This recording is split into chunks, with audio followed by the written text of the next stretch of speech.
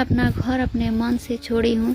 जिस दिन मैंने अपना घर छोड़ा वह तारीख 12 दिसंबर 2022 रविवार दोपहर लगभग 2 बज रहा था। मैं घर छोड़कर खुद की मर्जी से बेतिया पहुंची।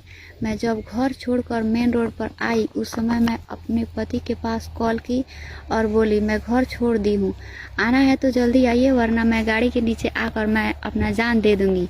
ये बात सुनकर मेरे पति को आश्चर्य हुआ और मुझे बहुत समझाने की प्रयास किए, लेकिन मैंने उनकी एक बात न मानी और गाड़ी पकड़कर बेतिया पहुंची। वहां मैं अपने पति को जबरदस्ती बुलाई क्योंकि वो आने से मना कर रहे थे।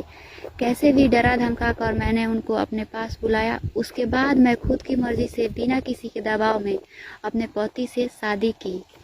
इसके बाद मेरे पति को गोली मारने, तेजाब गिराकर मारने और धार हथियार से जान से मारने की लगातार धमकी दी जा रही है। इतना ही नहीं, मेरे पति के माता पिता, भाई भौजाई, बहन, मौसा मौसी को भी जान से मारने की धमकी दी जा रही है।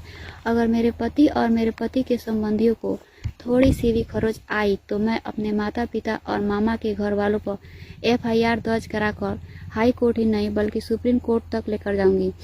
शायद ये बात मेरे माता पिता को अच्छी प्रकार से मालूम है कि मैं कितनी जिद्दी हूँ। मैं यह भी जानती हूँ कि ऐसा करने पर मेरे माता पिता द्वारा मेरे पति और मेरे पति के संबंधियों पर झूठा FIR दर्ज कराने की कोशिश की जाएगी, जो झूठा और बेबुनियाद होगा। हमारे जिला के DM और SP तथा सिरिसिया OP के थाना प्रभारी महोदय से हाथ जोड़कर विनती करती हूँ कि यदि मेरे माता पिता द्वारा FIR दर्ज कराई जाए तो उस पर कोई कार्रवाई न की जाए। मैं जहाँ भी हूँ अपने पति के साथ खुद की मर्जी से शादी करके खुश हूँ।